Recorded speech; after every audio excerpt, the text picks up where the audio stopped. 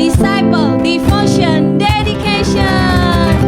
Ketemu lagi teman-teman kita di ibadah online kita kali ini bersama saya dengan Kak Ines. Ada Vanuel yang akan mengiringi kita dengan kahon, dan juga ada Obaja yang akan mengiringi kita dengan gitar. Kita hari ini mau sama-sama datang menyembah Tuhan. Kita mau katakan bahwa Dia adalah gembala kita yang baik, yang akan menuntun setiap langkah kita.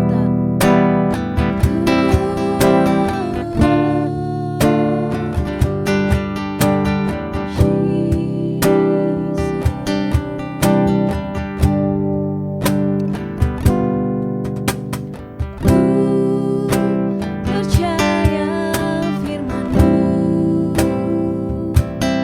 Tuhan gembalaku.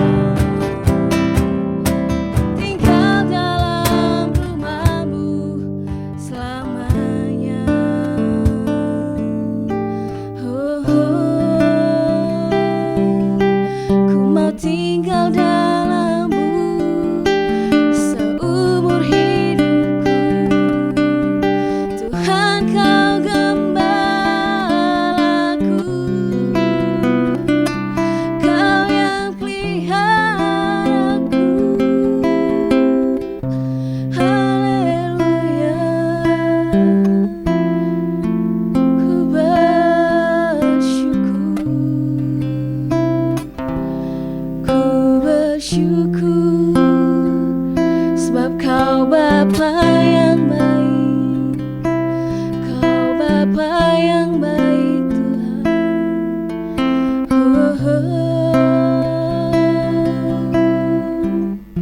Kau bawaku ke air yang tenang, Kau menyegarkan jiwaku.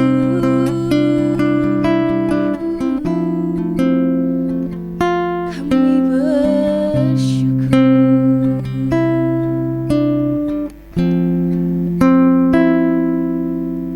Tuhan, kami percaya Tuhan Engkau adalah gembala yang baik. Tuhan, Kau tidak akan pernah membiarkan Tuhan satu domba pun terhilang Tuhan. Untuk itu Tuhan, kami mau lebih lagi bersyukur karena kesetiaan-Mu dalam hidup kami Tuhan.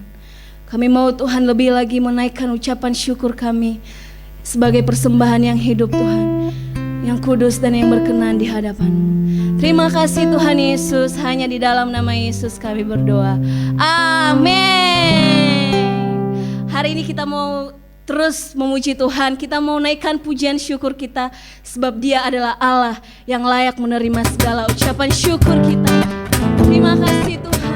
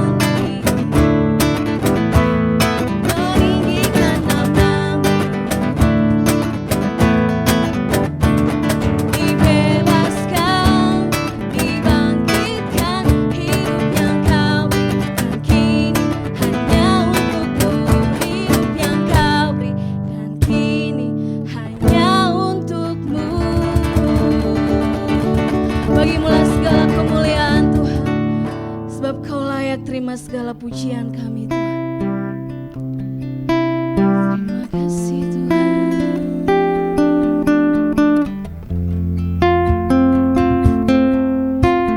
Kami bersyukur Kau selalu terima kami Tuhan. Kami bersyukur.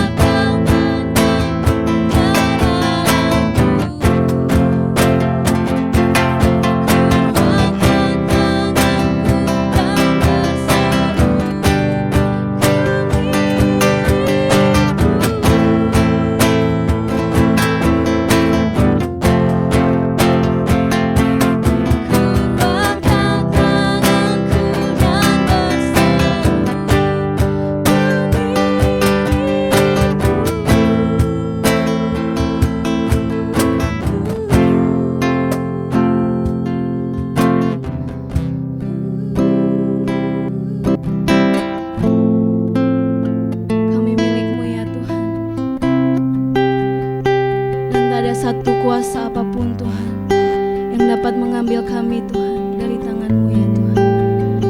Terima kasih Tuhan, kami bersyukur punya Allah yang setia seperti Engkau ya Tuhan. Terima kasih Tuhan, kami telah menaikkan pujian kami, biarlah ini Tuhan menjadi persembahan yang hidup dan yang berkenan di hadapan-Mu ya Tuhan. Kami bersyukur di dalam nama Yesus, haleluya, amin. Oke teman-teman, kita tadi sudah mengangkat pujian buat Tuhan Allah kita. Dan kali ini kita mau mendengarkan firman Tuhan yang akan dibawakan oleh Bang Ferdi. Oke, terima kasih Ines, Noel dan juga Baja. Baik, boleh kembali ke tempat semula. Baik, luar biasa. Hari ini kita kembali ketemu di ibadah daring. Nah, daring itu bahasa Indonesia dari online ya. Daring itu kepanjangan dari dalam jaringan ya, online gitu. Nah, sebelum itu kita akan sebentar berdoa agar apa yang akan kita ikuti sepanjang kebenaran firman ini boleh menjadi sesuatu yang membawa kita mengalami kebenaran itu sendiri. Baik, kita berdoa. Bapa di surga, terima kasih atas setiap pujian penyembahan yang kami naikkan dan boleh Kau terima Tuhan di atas mezbah-Mu, dan kami percaya dimanapun kami berada Allah tetap hadir dan akan memanifestasikan kuasa-Mu Tuhan. Dan untuk itu kami buka hati kami agar firman yang akan ditabur Tuhan akan menjadi benih yang subur Tuhan di tanah hati kami, yang bertumbuh, bertunas, berbuah, bahkan buahnya lebat. Terima kasih Tuhan, di dalam nama anak-Mu Tuhan Yesus Kristus kami berdoa dan mengucap syukur. Haleluya, amin. Baik, saat ini terima kasih, kita akan terus ada di dalam kondisi yang belum ideal. Ya, kita tahu masih belajar dari rumah, masih yang bekerja dari rumah, dan juga ibadah di rumah. Dan apapun yang kita alami tidak akan menghalangi kita berjumpa dan mengalami Tuhan. Amin. Dan tentunya kalaupun kita hari ini ada di dalam situasi ini, kita percaya Allah dan setiap orang-orang yang percaya kepadanya akan membawa sukacita, tidak mengalami kebosanan ataupun hal-hal yang lain. Amin. Nah, untuk itu hari ini kita akan sama-sama masuk dalam kebenaran firman dengan tema yang terus kita alami, yaitu hidup dalam kuasa kebangkitan. Dan ini terambil di dalam Filipi 3 ayat 10 sampai 11. Nah, teman-teman ya, Zero bisa ikuti ayat-ayat yang ada dengan firman yang mungkin teman-teman sudah siapkan, baik di Alkitab ataupun di tablet, di handphone teman-teman semua. Baik, saya akan bacakan dan kita akan sama-sama bersama membacanya. Demikian firman Tuhan, Filipi 3 ayat 10 sampai 11.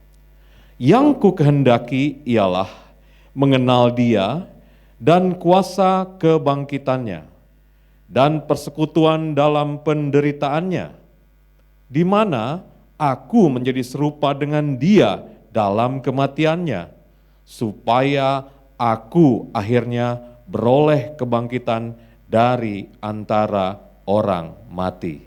Demikian firman Tuhan. Yang percaya katakan, amin.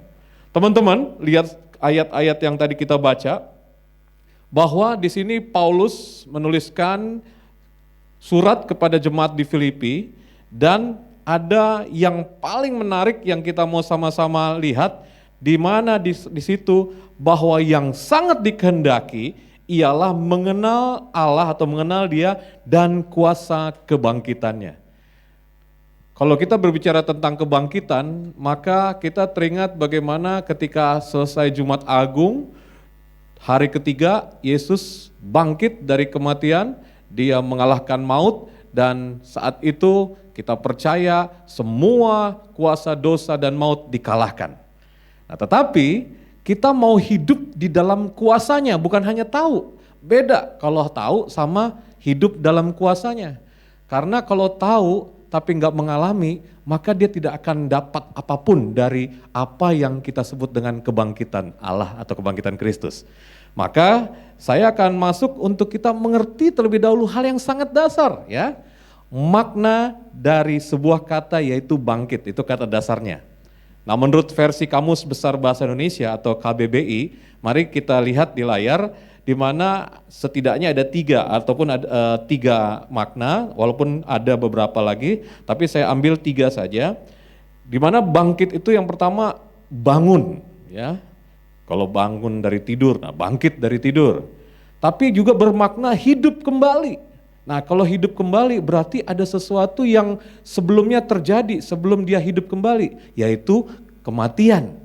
Dan berikutnya arti dari kata bangkit yaitu angkat dan naik. Nah, dari makna kata bangkit yang kita lihat di dalam makna ini, kita sungguh-sungguh bisa mendapati sebuah pengertian di dalamnya bahwa bangkit adalah sesuatu yang membuat diri kita berbeda dari sebelumnya. Yang percaya katakan amin. Nah, untuk itu kita akan bertanya kalau gitu, bahwa tadi ayat yang di Filipi 3, kita yang percaya akan mengalami kuasa kebangkitannya. Nah, saya mau ajak kita bertanya terdulu, yaitu mengapa? Mungkin teman-teman bertanya, Kak, kenapa mesti kita mengalami dan kita harus sama-sama hidup di dalam kuasa kebangkitan? Nah, ini pertanyaan yang bagus, tapi kalau nggak ngerti, maka pertanyaan itu nggak akan menjadikan sesuatu yang kita pahami. Mengapa orang percaya harus mengalami kebangkitan?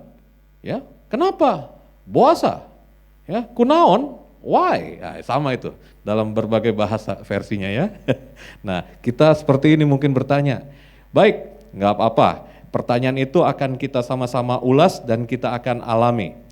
Untuk itu kita akan masuk dalam kitab Roma 8 ayat 10 sampai 11 yang kita akan baca. Teman-teman yang di rumah yang pegang Alkitab dan sudah siap membacanya, boleh sama-sama kita baca bersama ya. Demikian firman Tuhan.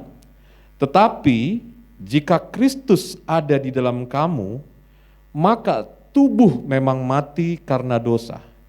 Tetapi roh adalah kehidupan oleh karena kebenaran.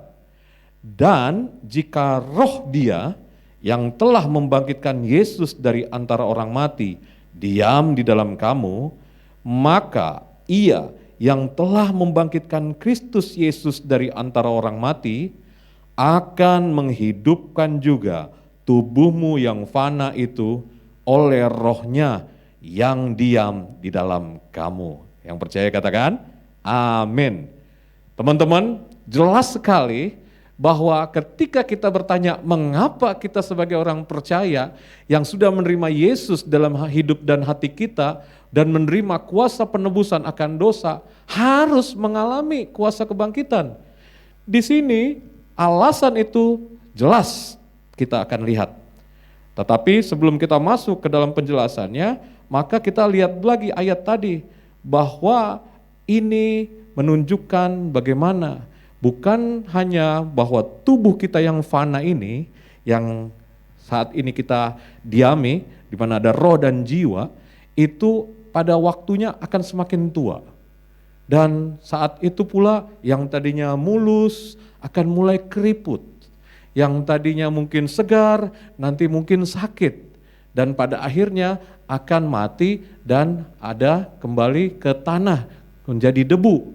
Nah, itu akan terjadi kuasa kebangkitan di pada saat nanti Kristus datang kali kedua dan akan memberikan kita tubuh kemuliaan. Nah, disitulah kebangkitan tubuh kita yang akan diberikan Tuhan akan membuat kita memiliki tubuh yang tidak lagi sebagaimana kita hidupi sekarang.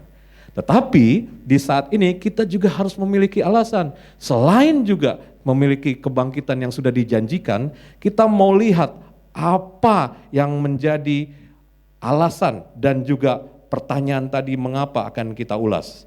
Maka kalau ditanya mengapa, jawabannya apa? Karena, betul sekali ya. Karena kalau ditanya di mana, jawabannya di situ atau di sini. Baik, kita akan mulai. Yang pertama, ayat tadi berkata, mengapa kita harus hidup di dalam mengalami kuasa kebangkitan?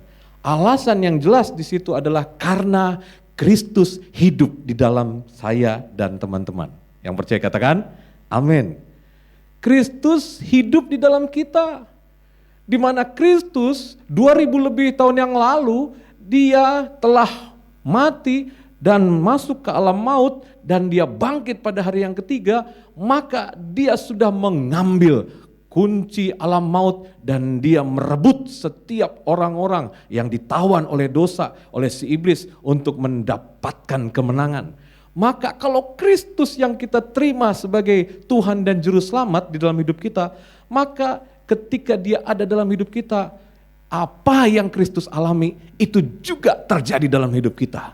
Kristus mengalami kebangkitan dan kita pun mengalami kebangkitan. Itu alasan dan jawaban pertama mengapa kita harus mengalaminya. Yang kedua dikatakan rohnya, yaitu roh Allah sendiri menghidupkan oleh karena kebenaran. Hal yang kedua teman-teman, jawaban untuk mengapa kita harus mengalami adalah karena roh Allah sendiri. Roh Allah sendiri yang menghidupkan setiap kita dan oleh karena kebenaran kita dapat menjalani kebangkitan itu sendiri.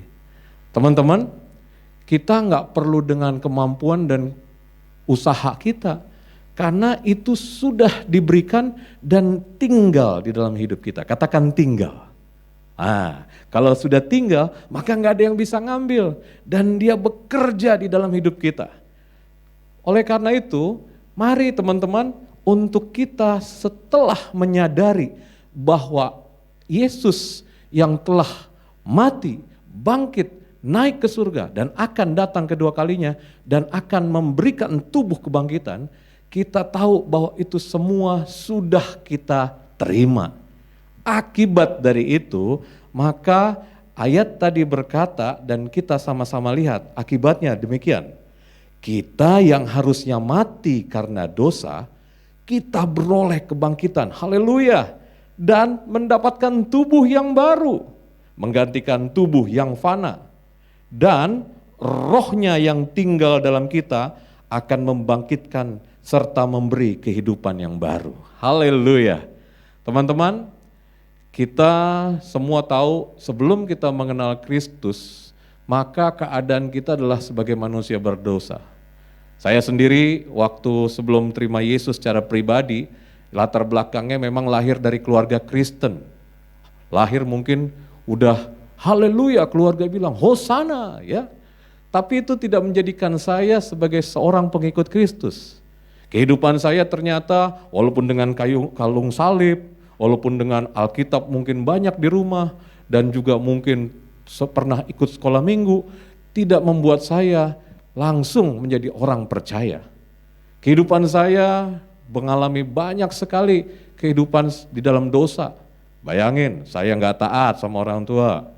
Ya, apalagi saya paling jahil dengan teman-teman dan guru. Don't try this at home or your school. Ya, apalagi, waduh, saya dalam kehidupan masa lalu saya itu jadi sampah masyarakat. Wah, dan itu jangan diikuti. Dan banyak lagi dosa-dosa yang saya alami. Dan saya nggak punya kehidupan mengenal Kristus. Saya hanya tahu 3 doa. Doa makan, doa tidur, sama satu lagi, doa mau pergi ke manapun. Udah itu aja. Dan itu semuanya minta. Teman-teman, saya mau katakan, saya tidak punya pengenalan akan Allah dalam hidup saya. Dan waktu saya menerima Yesus sebagai Tuhan dan Juru Selamat, saya tahu betapa saya berharga di hadapan Tuhan. Dan betapa saya dibayar dengan begitu mahal. Dan waktu saya dibayar begitu mahal, semua dosa yang harusnya membawa saya kepada penghukuman kekal, itu saya yakini bahwa itu tidak lagi ada dalam hidup saya. Dan satu saat nanti ketika Kristus datang, saya punya keyakinan dan percaya bahwa Bapa sudah menyediakan tempat buat saya dan teman-teman. Haleluya, amin. Nah, karena akibat yang kita lihat tadi, bahwa kita yang harusnya mati karena dosa dan beroleh kebangkitan, teman-teman, sekarang apa yang harus kita lakukan? Setelah kita tahu bahwa betapa berharganya kebangkitan, betapa berharganya keselamatan yang diberikan, betapa hidup kita sudah ada roh Allah, Kristus tinggal di dalam kita, so what our response?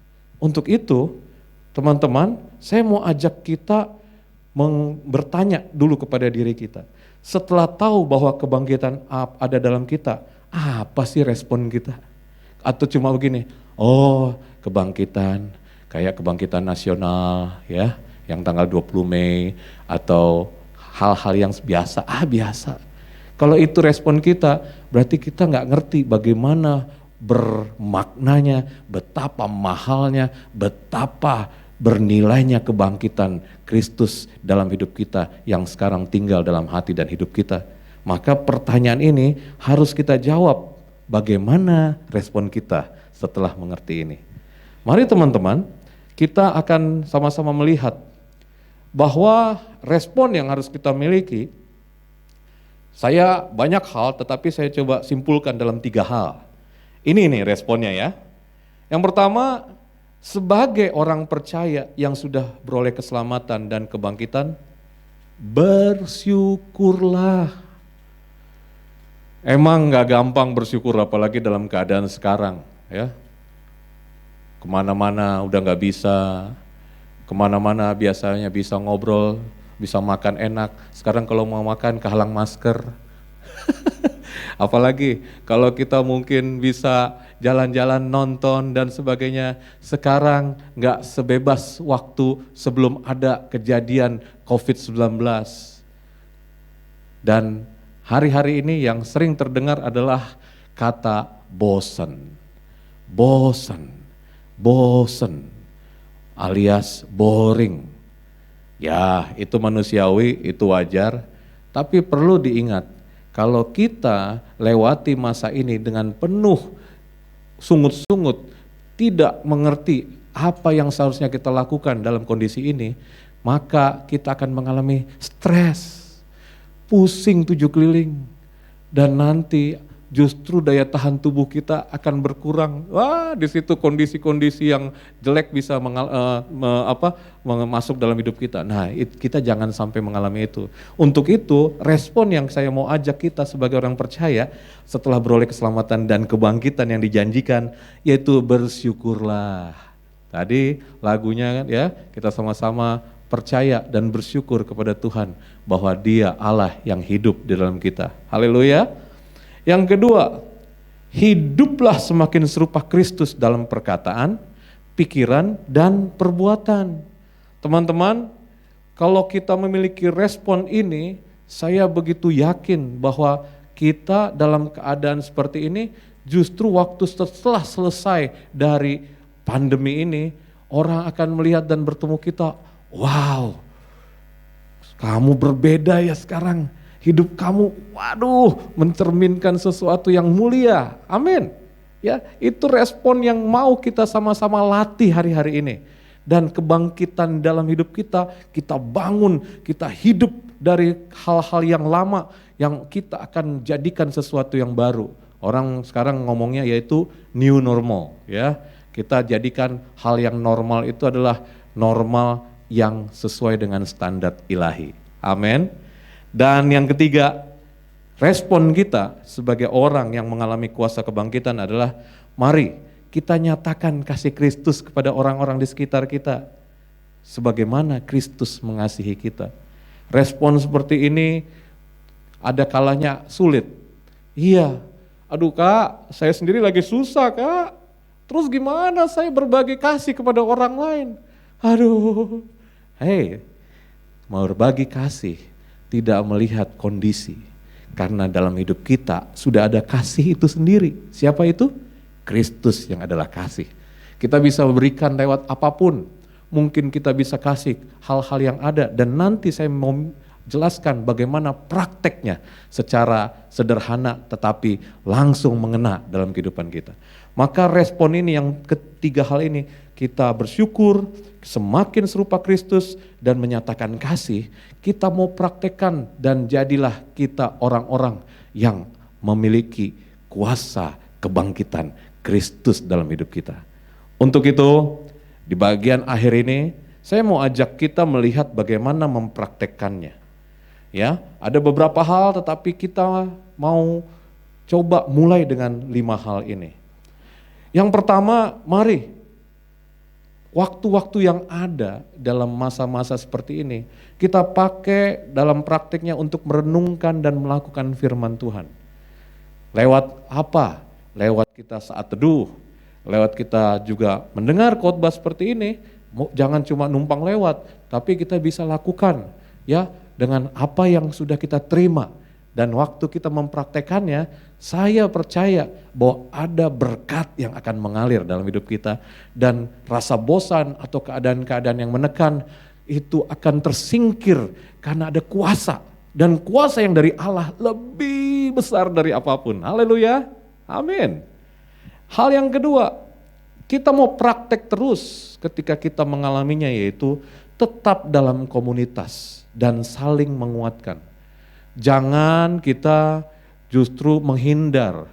Masa-masa seperti ini ditanya kabarnya, halo shalom apa kabarnya, wah langsung di-delete atau enggak di-read, atau mungkin tidak mau dijawab. Nah, semakin kita menutup diri, maka kehidupan kita akan semakin tertekan. Jangan keluar dari komunitas. Memang kita nggak bisa ketemu secara langsung atau secara fisik karena kita harus jalanin physical distance. Tetapi lewat apa? Lewat kita mungkin chatting, mungkin kita telepon, atau kita video call, apapun yang kita lakukan itu memiliki sebuah kekuatan untuk kita dijaga dan kita saling menguatkan. Praktek yang ketiga, di rumah, di sekolah nanti, di pergaulan, di gereja, jadilah berkat teman-teman. Orang yang hidup dalam kebangkitan, dia akan selalu jadi berkat. Hidupnya tidak lagi ada di dalam kuasa yang disebut dengan kuasa dosa. Maka untuk itu teman-teman harus mengerti bahwa ada maksud Tuhan untuk kita setelah kita menerima keselamatan dan kita menerima kebangkitan itu untuk kita jadi berkat. Be blessed for the others. Maka ketika kita menjadi berkat, untuk itu apa yang akan kita lakukan ini akan membawa dan menjadikan kita seperti garam dan terang dunia. Di keluargamu jangan sampai orang tuamu bilang, "Hei, pusing saya, kamu di rumah terus." Waduh, jangan sampai itu ya. Kalau sampai itu terjadi, mungkin ada yang salah dengan kita ya. Kita disuruh belajar, malah naik darah turun mesin orang tua ngelihat kita belajar. Bukannya belajar malah main games. Maka jadilah berkat.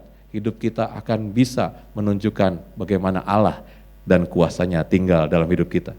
Hal yang keempat, berubahlah setiap hari dalam sifat dan karakter dan menjadi lebih baik. Tentunya kita nggak bisa langsung sempurna, wah kayak orang dan tiba-tiba kita nggak ada di atas 5 cm di atas tanah, bukan itu maksudnya. Tetapi hari lepas hari kita semakin lebih baik dan kita akan menunjukkan lewat apa yang kita lakukan dalam setiap karakter, sifat, tabiat kita. Yang tadinya mungkin kita pemarah, kita diajar bersabar lewat kejadian-kejadian ini. Mungkin tadinya kita adalah orang yang malas, kita mulai belajar menjadi orang yang rajin dan tekun. Kita mungkin yang dulunya adalah orang yang tidak peduli, cuek, bebek, kita mulai ada care kepada orang lain dan sebagainya dan sebagainya. Untuk itu menjadi lebih baik karena Kristus sudah ada dalam hidup kita. Dan bagian yang terakhir yaitu jauhkan diri dari semua hal yang membawa kepada hal-hal negatif. Dan negatif seperti yang saya maksud adalah jangan sampai kalau engkau dengan situasi seperti ini, engkau malah menjadikan orang-orang di sekitarmu kau menjadi batu sandungan. Teman-teman, ingat kalau udah ada kuasa, maka yang di dalam kita lebih besar dari yang ada di dunia ini. Kuasa Allah itu sudah ada dan tinggal kita manifestasikan, tinggal kita praktekkan. Dan saya percaya karena ini kebenaran Tuhan, bahwa hidup mengalami kuasa kebangkitan adalah kehendak Allah sendiri. Dan kalau kehendak Allah sendiri, maka Dia sendiri yang akan memampukan kita. Teman-teman, hari ini saya mau berdoa buat kita semua, dimanapun kau berada, dan saya undang Kak Ines, juga Kak Noel, dan juga Kak Obaja, boleh bersama-sama Untuk kita sebentar kita berdoa, untuk kita memberikan diri kita dengan apa yang saat ini kita sudah dengar, agar itu bisa kita praktekkan. Tetapi sebelum saya berdoa, teman-teman coba lihat bagian apa dalam hidupmu yang selama beberapa waktu, khususnya dalam masa-masa pandemi ini, justru sebaliknya kita meragukan bahwa kita punya kuasa itu. Kita mau sama-sama saat ini kita tinggalkan itu dan memiliki iman percaya yang kuat dan hidupi kuasa yang dari Allah. Mari kita sama-sama tundukkan kepala, kita arahkan hati kita kepada Tuhan. Saya mau berdoa kepada setiap teman-teman dimanapun engkau berada yang hari ini ada dan mendengarkan dan menyaksikan ibadah streaming online ini. Biar saat ini Allah menjamah hatimu, dan biar saat ini engkau akan mendapatkan kekuatan yang dari Tuhan. Tuhan, kau dengar setiap seruan hati mereka. Kau dengar hari ini pengakuan mereka. Kau tahu Tuhan apa yang mereka alami, dan kau tidak pernah membiarkan mereka tergeletak Tuhan. Saat ini Tuhan, hamba-Mu berdoa, mereka yang menaruh tangan di dada untuk menerima kekuatan dan bisa mengalami kuasa kebangkitan Kristus yang sudah tinggal di dalam hati dan hidup mereka. Hari ini aku berdoa Tuhan, biar mereka Tuhan tidak lagi ragu dan tidak lagi menjadi hidup mereka menjadi batu sandungan, tapi hidup mereka sungguh-sungguh akan membawa berkat dan menerima berkat. Untuk itu ketika kau lihat hidup dan waktu-waktu mereka, kau yang jamah Tuhan, berikan kesembuhan, berikan kebangkitan, berikan kehidupan dan kebenaran yang memerdekakan. Tuhan, kalau mereka punya konflik mungkin dengan orang tua, dengan saudara, kakak, adik, atau mungkin dengan sahabat-sahabatnya, dan itu menjadikan mereka terganggu di dalam pengenalan akan Allah, hari ini tolong Tuhan agar mereka boleh menang Tuhan. Kalau mereka mungkin hari ini sangat berat untuk mengalami kemenangan dalam sebuah karakter, dalam sebuah sifat, di dalam nama anak-Mu Yesus, hamba-Mu berdoa, biar mereka boleh meninggalkan dan mengubahnya oleh kasih karunia Engkau Tuhan. Dan juga Tuhan, hamba-Mu berdoa Tuhan, biarlah saat-saat masa-masa ini, baik mereka yang juga saat ini sedang mengikuti proses sekolah, ujian dan semuanya Tuhan, Bapa kami berdoa Tuhan, biar pengharapan yang datangnya dari Allah itu akan menguatkan mereka. Mereka tidak takut akan apapun atau masa depan, dan Kau yang mampukan mereka waktu mereka menjalaninya. Allah lah yang akan bekerja sepenuhnya. Terima kasih Tuhan, mari kita bersama-sama mengucap syukur.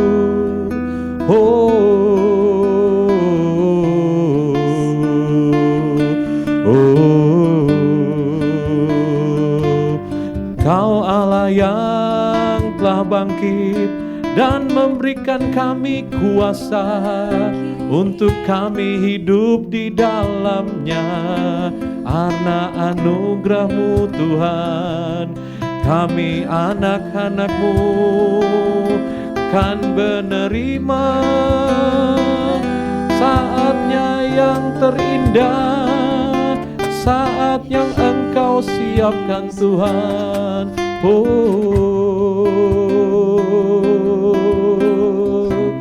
Terima kasih Tuhan, terima kasih Bapa. Kami bersyukur Tuhan, sekalipun kami terus akan melakukan ibadah mungkin dari situasi-situasi seperti ini, tapi esensi dari kehidupan kami untuk kami mengenal Engkau tidak akan pernah dibatasi oleh apapun. Terima kasih Bapa buat semua kasih-Mu Tuhan, untuk kami juga boleh bagikan kepada orang lain dimanapun kami berada. Hanya Engkau yang kami muliakan, hanya Engkau yang kami percaya, dan kami akan hidup dalam kuasa kebangkitan Kristus sekarang sampai selama-lamanya. Haleluya, amin. Dan kita tiba saatnya sebelum kita akan mengakhiri, dan pastikan teman-teman untuk mulai memperbaiki bagian-bagian yang ada dalam hidup kita masing-masing yang perlu kita benahi, mumpung waktu yang ada sekarang ini bisa kita fokus dan lebih lagi kita mengenal dan mengalami kuasa kebangkitan. Kita akan tutup ibadah kita ya Kak Ines, dan kita akan sama-sama berdoa untuk kita menerima berkat bagi hidup kita untuk kita jalani menjadi murid-murid Kristus. Angkat tanganmu dan buka hatimu. Terimalah berkat dari Allah Bapa, cinta kasih dari Tuhan Yesus Kristus, penyertaan roh kehidupan dan kekuatan dari Roh Kudus akan membawa engkau menjadi saksi dimanapun kau berada dan hidupmu menjadi berkat bagi banyak orang. Terimalah dengan iman dan engkau akan menjadi pemenang, bahkan lebih dari pemenang. Di dalam nama anakmu Tuhan Yesus Kristus, kami terima berkat, kami berdoa, dan kami mengucap syukur. Haleluya.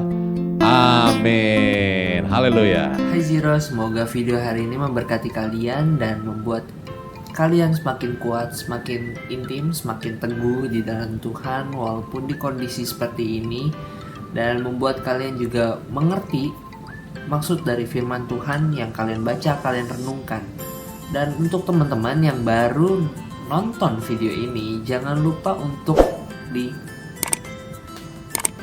klik tombol subscribe agar kalian boleh mendapatkan update terbaru dari channel ini. Dan juga teman-teman yang sudah subscribe, jangan lupa untuk di share ke teman-teman kalian agar kalian juga boleh bertumbuh bersama teman-teman dalam pengenalan akan firman Tuhan. Dan yang terakhir adalah jangan lupa di follow Instagram Z4D Community agar kalian boleh mendapatkan updatean terbaru dari sosial media. Dan jangan lupa teman-teman untuk ditungguin terus video dari channel ini agar kita juga boleh terus bertumbuh setiap minggunya di dalam firman Tuhan walaupun masa-masa seperti ini. Dan sampai jumpa di video selanjutnya. God bless you.